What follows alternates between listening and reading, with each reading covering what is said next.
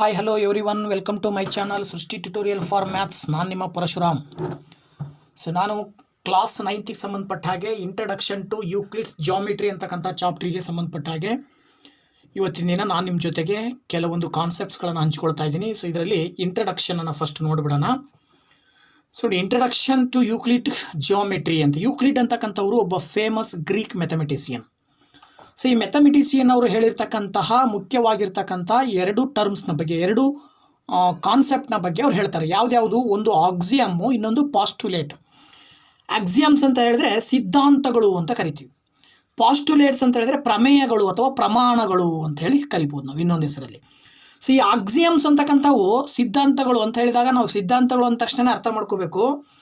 ಈ ಸಿದ್ಧಾಂತಗಳನ್ನು ಅಥವಾ ಪ್ರಮೇಯಗಳನ್ನು ನಾವು ಏನು ಮಾಡಬೇಕಾಗತ್ತೆ, ಗಣಿತದಲ್ಲಿ ಎಸ್ಪೆಷಲಿ ಮ್ಯಾಥಮೆಟಿಕ್ಸ್ಗೆ ಸಂಬಂಧಪಟ್ಟ ಹಾಗೆ ಸಾಮಾನ್ಯವಾಗಿ ಯಾವುದೇ ಸಂದರ್ಭದಲ್ಲೂ ಆ ಸಿದ್ಧಾಂತಗಳನ್ನು ನಾವು ಒಪ್ಕೊಳ್ಬೇಕಾಗತ್ತೆ.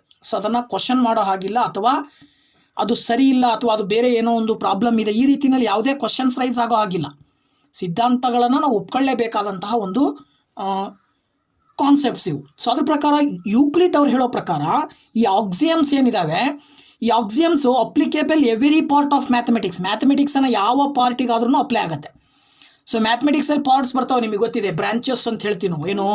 ಅರ್ಥಮೆಟಿಕ್ಕು, ಹಾಗೆಯೇ ಅರ್ಥಮೆಟಿಕ್ಸು, ಆಲ್ಜಿಬ್ರಾ, ಜಿಯೋಮೆಟ್ರಿ, ಮತ್ತು ಅದರಲ್ಲಿ ಸಬ್ ಬ್ರಾಂಚಸ್ ಬರ್ತವೆ, ಸ್ಟ್ಯಾಟಿಸ್ಟಿಕ್ಸ್ ಅಂತೆ, ಮತ್ತು ಬೇರೆ ಬೇರೆ ಬ್ರಾಂಚಸನ್ನು ನಾವು ನೋಡ್ತೀವಿ. ಈ ಥರದ ಎಲ್ಲ ಕ್ಷೇತ್ರಗಳಲ್ಲೂ ಕೂಡ ಈ ಆಕ್ಸಿಯಮ್ಸನ್ನು ನಾವು ಬಳಕೆ ಮಾಡ್ಬೋದು. ಇನ್ನು ಪಾಸ್ಟುಲೇಟ್ಸ್ ಅಂತ ಹೇಳಿದ್ರೆ, postulates are applicable only on geometry. ಈ ಪಾಸ್ಟುಲೇಟ್ಸನ್ನು ನಾವು ಜಿಯೋಮೆಟ್ರಿಗೆ ಮಾತ್ರ ಅಪ್ಲಿಕೇಬಲ್ ಆಗಿರುತ್ತೆ, ಅದರಲ್ಲಿ ಮಾತ್ರ ನಾವು ಅದನ್ನು ಬಳಕೆ ಮಾಡಬೇಕು. ಆ ಪಾಸ್ಟುಲೇಟ್ಸನ್ನು they are only applied on geometry, but axioms are applied on both every part of the mathematics. Okay, ಈಗ ಮೊದಲನೇದಾಗಿ ನಾವು ಆಕ್ಸಿಯಮ್ಸ್ನ ಬಗ್ಗೆ ತಿಳ್ಕೊಳ್ಳೋಣ. ಅದಾದ ನಂತರ ನೆಕ್ಸ್ಟು ಪಾಸ್ಟುಲೇಟ್ಸಿಗೆ ಹೋಗೋಣ ಅಂತೀವಿ. ಈಗ ಫಸ್ಟ್ ಆಕ್ಸಿಯಮ್ಸ್ನ ಬಗ್ಗೆ ಹೇಳೋದಾದರೆ, ಆಕ್ಸಿಯಮ್ಸಲ್ಲಿ ನಮಗೆ ಮುಖ್ಯವಾಗಿ 7 ಆಕ್ಸಿಯಮ್ಸ್ ಬರ್ತವೆ. There are 7 axioms. ಯಾವ್ದ್ಯಾವುದು ಒಂದೊಂದಾಗಿ ನಾವು ಡಿಸ್ಕಷನ್ ಮಾಡ್ತಾ ಹೋಗೋಣ. ಫಸ್ಟ್ ಒನ್ ಹೇಳುತ್ತೆ, things which are equal to the same thing are equal to one another. ನೋಡಿ ಎಷ್ಟು ಸಿಂಪಲ್ ಇದೆ ಅಂದರೆ, ಒಂದು ಥಿಂಗ್ಸ್ ಇದೆ ಅಂದರೆ ಯಾವುದೋ ಒಂದು ವಸ್ತು, ಆ ವಸ್ತುವಿಗೆ ಇನ್ನೊಂದು ವಸ್ತುವನ್ನು ಬಳಸಿದರೆ ಅವೆರಡೂ ವಸ್ತುಗಳು ಸಮ ಇದ್ದಾಗ ಅದಕ್ಕೆ ನೀವು ಏನೇ ಆ್ಯಡ್ ಮಾಡಿದ್ರೂ ಈಕ್ವಲ್ ಇರುತ್ತೆ. Things which are equal to the same thing are equal to one another. ಇದನ್ನು ನಾವು ಎಕ್ಸಾಂಪಲ್ ತೊಗೊಳ್ಳೋದಾದರೆ, ಫಾರ್ ಎಕ್ಸಾಂಪಲ್ ಒಂದು ಎ ಅಂತ ಇದೆ. ಎ ಈಸ್ ಎ ನಂಬರ್ ಅಂತ ಕನ್ಸಿಡರ್ ಮಾಡಿ.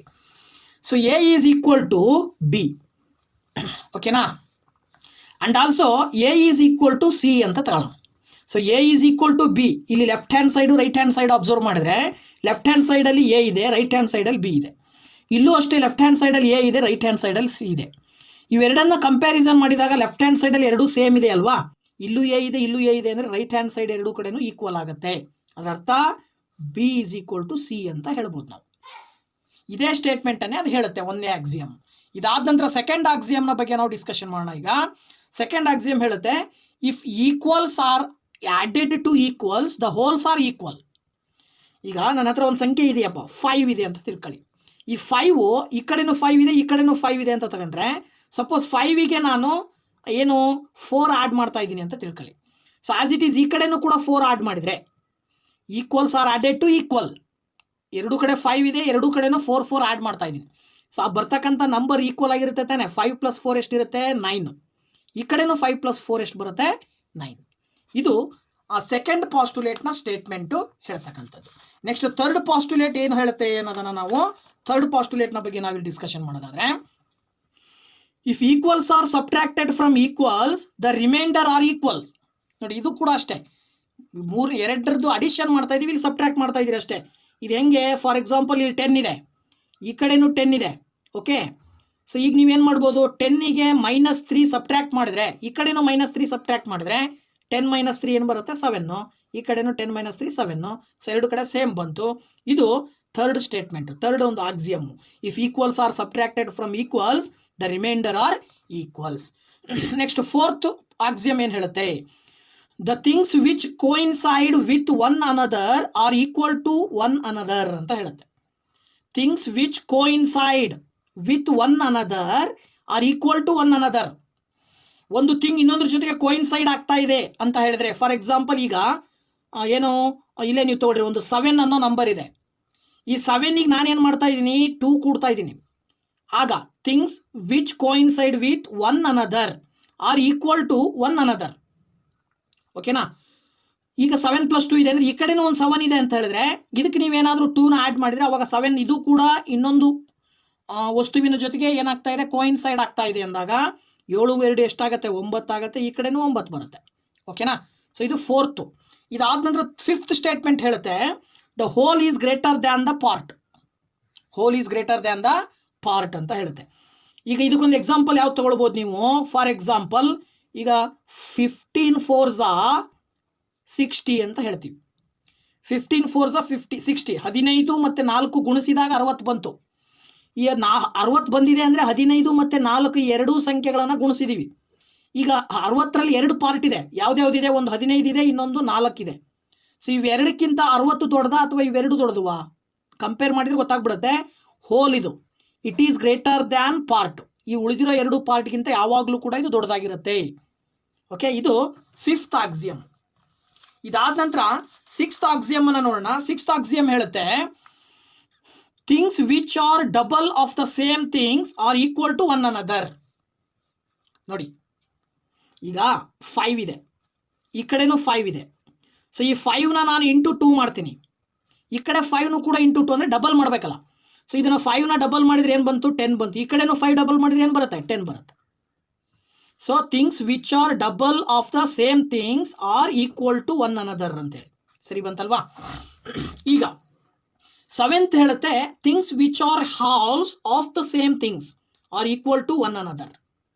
ನೋಡಿ, ಇಲ್ಲೂ ಕೂಡ ಅಷ್ಟೇ, ಥಿಂಗ್ಸ್ ವಿಚ್ ಆರ್ ಹಾಲ್ಸ್, ನೀವು ಅದನ್ನು ಡಬಲ್ ಏನೋ ಅರ್ಧ ಮಾಡಬೇಕು. ಈಗ ಫಾರ್ ಎಕ್ಸಾಂಪಲ್ ನನ್ನ ಹತ್ರ ಒಂದು 10 ಅನ್ನೋ ನಂಬರ್ ಇದೆ, ಈ ಕಡೆನೂ 10 ಅನ್ನೋ ನಂಬರ್ ಇದೆ. ಈಗ ನಾನು 10ಅನ್ನು ಡಿವೈಡೆಡ್ ಬೈ 2 ಮಾಡಬೇಕು, ಅರ್ಧ ಮಾಡಬೇಕಲ್ಲ. 10ರ ಅರ್ಧ ಈ ಕಡೆನೂ 2 ಮಾಡಿದರೆ 10ರ ಅರ್ಧ ಎಷ್ಟು ಬರುತ್ತೆ? 5. ಇಲ್ಲೂ ಕೂಡ 10ರ ಅರ್ಧ ಎಷ್ಟು ಬರುತ್ತೆ? 5. ಎರಡು ಕಡೆ ಸೇಮ್ ಬಂತಲ್ವಾ? So things which are halves of the same things are equal to one another. ಇದಾದ ನಂತರ ನೆಕ್ಸ್ಟಿಗೆ ಹೋಗೋಣ, ಪಾಸ್ಟುಲೇಟ್ಸ್. ಸೊ ಪಾಸ್ಟುಲೇಟ್ಸ್ನ ಬಗ್ಗೆ ನಾವು ನೆಕ್ಸ್ಟ್ ಡಿಸ್ಕಷನ್ ಮಾಡಿದ್ರೆ, ಇವು ಪಾಸ್ಟುಲೇಟ್ಸನ್ನು ನಾವು ಎಲ್ಲಿ ಅಪ್ಲಿಕೇಬಲ್ ಮಾಡಬೇಕು? ಓನ್ಲಿ ಜಾಮಿಟ್ರಿನಲ್ಲಿ ಮಾತ್ರ ಅಪ್ಲೈ ಮಾಡಬೇಕು. ಇಲ್ಲಿ ನಾವು ನಂಬರ್ಸ್ಗಳಿಗೆ ಹಾಗೆಯೇ ಆಲ್ಜಿಬ್ರಾಕ್ಕೆ ಈ ಥರ ನಾವು ಅಪ್ಲೈ ಮಾಡೋ ಆಗಿಲ್ಲ. ಓನ್ಲಿ ಫಾರ್ ಜಾಮಿಟ್ರಿ ಇದು. ಸೊ ಇದು ಸ್ಟೇಟ್ಮೆಂಟ್, 1ನೇ ಸ್ಟೇಟ್ಮೆಂಟ್. ಒಟ್ಟು 5 ಪಾಸ್ಟುಲೇಟ್ಸ್ ಬರ್ತವೆ. 5ರಲ್ಲಿ ಫಸ್ಟ್ ಒನ್ ಪಾಸ್ಟುಲೇಟ್ ಏನು ಹೇಳುತ್ತೆ? A straight line may be drawn from any one point to any other point. ನೋಡಿ, ಒಂದು ಸ್ಟ್ರೈಟ್ ಲೈನನ್ನು ಒಂದು ಪಾಯಿಂಟಿಂದ ಇನ್ನೊಂದು ಪಾಯಿಂಟಿಗೆ ಹಾಕ್ಬೋದು ಅಂತ ಅರ್ಥ. ಈಸಿ ಅಲ್ವಾ?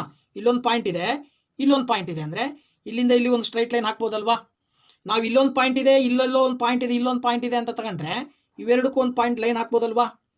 ಇಲ್ಲೊಂದು ಪಾಯಿಂಟ್ ಇದೆ, ಹಾಗೆಯೇ ಇಲ್ಲೆಲ್ಲೋ ಒಂದು ಪಾಯಿಂಟ್ ಇದೆ ಅಂತ ಹೇಳಿದ್ರೆ ಈ 2 ಪಾಯಿಂಟನ್ನು ಸೇರಿಸಲಿಕ್ಕೆ ಒಂದು ಲೈನ್ ಸೆಗ್ಮೆಂಟ್ ಬಳಸಿದರೆ ಇದೇನಾಗುತ್ತೆ? ಸ್ಟ್ರೈಟ್ ಲೈನ್ ಆಗುತ್ತೆ. ಓಕೆನಾ? ಸೊ ಇದು ನೆಕ್ಸ್ಟ್ ಸೆಕೆಂಡ್ ಪಾಸ್ಟುಲೇಟ್ ಹೇಳುತ್ತೆ, a terminated line can be produced indefinitely.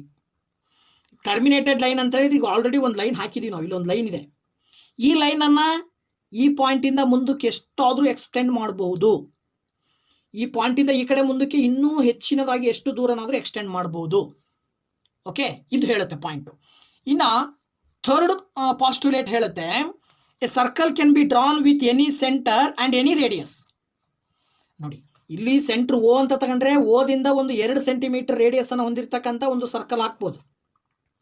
ನಾನು ಇಲ್ಲೂ ಇನ್ನೊಂದು ಸೆಂಟರ್ ತಗೊಂತೀನಿ, ಪಿ ಇಂದ ಒಂದು 4 ಸೆಂಟಿಮೀಟರ್ ರೇಡಿಯಸನ್ನು ಹೊಂದಿರತಕ್ಕಂಥದ್ದು ಒಂದು ಸರ್ಕಲ್ ಹಾಕ್ತೀನಿ ಅಲ್ವಾ? ನೀವು ಯಾವುದೇ ಪಾಯಿಂಟಿಂದ ಎಷ್ಟೇ ರೇಡಿಯಸನ್ನು ಬಳಸ್ಕೊಂಡು ನೀವು ಏನು ಮಾಡ್ಬೋದು? ರೇಡಿಯಸನ್ನು ಹಾಕ್ಬೋದು. ರೇಡಿಯಸನ್ನು ಹಾಕಲಿಕ್ಕೆ ಪರ್ಟಿಕ್ಯುಲರ್ ಆಗಿ ಇಷ್ಟೇ ರೇಡಿಯಸ್ ಇರಬೇಕು, ಇಂತಹದ್ದೇ ಸೆಂಟ್ರ್ ಇರಬೇಕು ಅಂತಿಲ್ಲ. ಓಕೆ, ನೀವು ಯಾವ ಸೆಂಟ್ರನ್ನಾದರೂ ಬಳಸ್ಕೊಂಡು, ಯಾವ ರೀತಿಯ ರೇಡಿಯಸನ್ನು ಬಳಸ್ಕೊಂಡು ನೀವು ಒಂದು ಸರ್ಕಲನ್ನು ಹಾಕಬಹುದು ಅನ್ನೋದು ಥರ್ಡ್ ಪಾಸ್ಟುಲೇಟ್ನ ಒಂದು ಸ್ಟೇಟ್ಮೆಂಟು. ಇನ್ನು ಫೋರ್ತ್ ಪಾಸ್ಟುಲೇಟ್ನ ಸ್ಟೇಟ್ಮೆಂಟ್ ಹೇಳುತ್ತೆ, all right angles are equal to one another. ನೋಡಿ, ಎಲ್ಲ ರೈಟ್ ಆ್ಯಂಗಲ್ಸು ಇನ್ನೊಂದು ರೈಟ್ ಆ್ಯಂಗಲ್ಸ್ಗೆ ಈಕ್ವಲ್ ಆಗಿರುತ್ತೆ. ಈಗ ಇದೊಂದು ಪಾಯಿಂಟ್ ವರ್ಟೆಕ್ಸು, ಈ ವರ್ಟೆಕ್ಸಿಗೆ 2 ಲೈನನ್ನು ಹಾಕಿದ್ರಿ ಅಂತ ಹೇಳಿದ್ರೆ ಇಲ್ಲಿ ಏನಾಯಿತು? ಒಂದು ಆ್ಯಂಗಲ್ ಫಾರ್ಮೇಷನ್ ಆಗಿದೆ, ಅದು 90 ಡಿಗ್ರಿ ಇದೆ. ಇದು 90 ಡಿಗ್ರಿ ಇದೆ ಅಂದರೆ ಇನ್ನೊಂದು ಇಲ್ಲೊಂದು ಆ್ಯಂಗಲ್ ಫಾರ್ಮೇಷನ್ ಮಾಡಿದ್ದೀವಿ, ಇದು ಕೂಡ 90 ಡಿಗ್ರಿ ಇದೆ ಅಂತ ಹೇಳಿದ್ರೆ ಇವೆರಡು ಈಕ್ವಲ್ ಅಂತ ಹೇಳ್ತೀವಿ ನಾವು. ಇನ್ನೊಂದಿದೆ, ಇಲ್ಲೊಂದಿದೆ, ಈ ಕಡೆ ಒಂದು ಲೈನ್ ಸೆಗ್ಮೆಂಟ್, ಈ ಕಡೆ ಒಂದು ಲೈನ್ ಸೆಗ್ಮೆಂಟ್ ಹಾಕಿದ್ರೆ ಇಲ್ಲಿ ಒಂದು ಆ್ಯಂಗಲ್ 90 ಡಿಗ್ರಿ ಫಾರ್ಮೇಷನ್ ಆಯಿತು ಅಂದರೆ ಇವೆರಡು ಈಕ್ವಲ್. ಇಲ್ಲೊಂದು ಪಾಯಿಂಟ್ ಇದೆ, ಹಿಂಗೊಂದು ಆ್ಯಂಗಲ್, ಹಿಂಗೊಂದು ಲೈನ್ ಸೆಗ್ಮೆಂಟ್ ಹಾಕಿದಾಗ ಇಲ್ಲಿ ಆ್ಯಂಗಲ್ ಫಾರ್ಮೇಷನ್ ಆಯಿತು, ಇದು ಕೂಡ 90 ಡಿಗ್ರಿ ಇದೆ ಅಂತ ಹೇಳಿದ್ರೆ ಆಲ್ ದೀಸ್ ಆರ್ ಈಕ್ವಲ್ ಅಂತ ಸ್ಟೇಟ್ಮೆಂಟ್ ಹೇಳುತ್ತೆ ಪಾಸ್ಟುಲೇಟ್, ಫೋರ್ತ್ ಪಾಸ್ಟುಲೇಟ್. ಇನ್ನು ಕೊನೆಯದಾಗಿ ಫಿಫ್ತ್ ಪಾಸ್ಟುಲೇಟ್ ಹೇಳುತ್ತೆ ಏನಂತೇಳಿ, if a straight line falling on 2 straight lines makes the interior angles on the same side of it taken together less than 2 right angles, then the 2 straight lines if produced indefinitely meet on that side on which the sum of angles is less than 2 right angles ಅಂತ ಹೇಳುತ್ತೆ. So ಇದ್ರ ಪ್ರಕಾರ ನಾವಿಲ್ಲಿ ಒಂದು ಡಯಾಗ್ರಾಮನ್ನು ಹಾಕೊಂಡ್ರೆ ನೋಡಿ, ABCD ಅಂತಕ್ಕಂಥ 4 angle formation ಆಗಿದೆ. ಅವ್ರು ಹೇಳೋ ಪ್ರಕಾರ 2 ಸ್ಟ್ರೈಟ್ ಲೈನು, ಇನ್ನೊಂದು ಸ್ಟ್ರೈಟ್ ಲೈನು ಸ್ಟ್ರೈಟ್ ಆಗಿದೆ. ಸೊ ಆ ರೀತಿ ಒಂದು ಸ್ಟ್ರೈಟ್ ಲೈನಿಗೆ 2 ಲೈನ್ ಸೆಗ್ಮೆಂಟ್ ಹಾಕಿದಾಗ ಅಲ್ಲಿ ಏನಾಯಿತು, ಆ್ಯಂಗಲ್ ಫಾರ್ಮೇಷನ್ ಆದವು. ಫಾರ್ಮೇಷನ್ ಆದಂಥ 4 ಆ್ಯಂಗಲ್ಸನ್ನು ನೋಡಿದರೆ ಇವೆರಡು ಆ್ಯಂಗಲ್ ಒಂದು ಕಡೆ ಸೈಡ್ ಇದ್ದಾವೆ, ಇವೆರಡು ಆ್ಯಂಗಲ್ ಈ ಕಡೆ ಸೈಡ್, ಈ ಕಡೆ ಲೆಫ್ಟ್ ಸೈಡಲ್ಲಿ 2 ಆ್ಯಂಗಲ್, ರೈಟ್ ಸೈಡಲ್ಲಿ 2 ಆ್ಯಂಗಲ್. ಅವ್ರು ಹೇಳ್ತಾರೆ ಯಾವ ಸೈಡಿನ ಆ್ಯಂಗಲ್, ಯಾವ ಸೈಡಲ್ಲಿರೋ ಆ್ಯಂಗಲನ್ನು ಕೂಡಿದರೆ ಲೆಸ್ ದ್ಯಾನ್ 180 ಡಿಗ್ರಿ ಇರುತ್ತೋ ಆ ಕಡೆಯ ಲೈನ್ ಸೆಗ್ಮೆಂಟನ್ನು ನೀವೇನಾದರೂ ಮುಂದಕ್ಕೆ ಎಕ್ಸ್ಟೆಂಡ್ ಮಾಡ್ತಾ ಹೋದರೆ ಅವೆರಡೂ ಯಾವುದೋ ಒಂದು ಪಾಯಿಂಟಲ್ಲಿ ಮೀಟ್ ಆಗ್ತವೆ ಅಂತೇಳಿ. ಈಗ ಇದ್ರ ಪ್ರಕಾರ ಇಲ್ಲಿ ನೋಡಿ, ಇಲ್ಲಿ angle C plus angle D is equal to greater than 180 degree ಬರುತ್ತೆ. ಈ ಕಡೆ ಏನಾಗುತ್ತೆ, angle A plus angle B less than 180 degree ಇರುತ್ತೆ. ಈ ಕಡೆದು ಗ್ರೇಟರ್ ದ್ಯಾನ್ 180 ಡಿಗ್ರಿ, ಈ ಕಡೆದು ಲೆಸ್ ದ್ಯಾನ್ 180 ಡಿಗ್ರಿ. ಅಂದರೆ ಯಾವ ಕಡೆಗೆ ಲೆಸ್ ದ್ಯಾನ್ 180 ಡಿಗ್ರಿ ಇರುತ್ತೋ ಆ ಕಡೆಗೆ ಆ 2 ಲೈನ್ ಸೆಗ್ಮೆಂಟನ್ನು ನೀವೇನಾದರೂ ಈ ರೀತಿ ಎಕ್ಸ್ಟೆಂಡ್ ಮಾಡಿದರೆ ಅವೇನಾಗ್ತವೆ, ಒಂದು ಪಾಯಿಂಟ್, ಯಾವುದೋ ಒಂದು ನಿರ್ದಿಷ್ಟವಾದಂಥ ಪಾಯಿಂಟಲ್ಲಿ ಒಂದಕ್ಕೊಂದು ಇಂಟರ್ಸೆಕ್ಟ್ ಆಗ್ತವೆ ಅಂಥೇಳಿ ಈ ಒಂದು 5ನೇ ಪಾಸ್ಟುಲೇಟ್ ಹೇಳುತ್ತೆ. ಓಕೆನಾ? ಸೊ ಈ ರೀತಿಯಲ್ಲಿ ನಾವು ಆಕ್ಸಿಯಮ್ಸ್ ಆ್ಯಂಡ್ ಪಾಸ್ಟುಲೇಟ್ಸ್ನ ಬಗ್ಗೆ ನಾವು ಇಷ್ಟೋ ತನಕ ಡಿಸ್ಕಷನ್ ಮಾಡಿದ್ವಿ. ಸೊ ನೆಕ್ಸ್ಟ್ ಕ್ಲಾಸಲ್ಲಿ ಇದೇ ಇಂಟ್ರಡಕ್ಷನ್ ಟು ಯುಕ್ಲಿಡ್ಸ್ ಜಿಯೋಮೆಟ್ರಿ ಸಂಬಂಧಪಟ್ಟ ಹಾಗೆ ಎಕ್ಸಸೈಸಲ್ಲಿ ಬರೋ ಪ್ರಾಬ್ಲಮ್ಸನ್ನು ಕೂಡ ನಿಮ್ಮ ಜೊತೆಗೆ ನಾನು ಹಂಚ್ಕೊಳ್ತೀನಿ. ಸೊ ದಯವಿಟ್ಟು ಇದೇ ಫಸ್ಟ್ ನಮ್ಮ ವೀಡಿಯೋನ ಯಾರಾದರೂ ನೋಡ್ತಾ ಇದ್ದರೆ ನಮ್ಮ ಚಾನಲ್ನ ಸಬ್ಸ್ಕ್ರೈಬ್ ಮಾಡಿ, ಹಾಗೆಯೇ ವೀಡಿಯೋಸ್ನ ಲೈಕ್ ಮಾಡಿ, ಶೇರ್ ಮಾಡಿ, ಕಮೆಂಟ್ ಮಾಡೋದನ್ನು ಮರಿಬೇಡಿ ಅಂತ ಹೇಳ್ತಾ ಮತ್ತೆ ನಿಮ್ಮ ಭೇಟಿ ಮುಂದಿನ ವೀಡಿಯೋದಲ್ಲಿ. Thank you very much. Bye bye.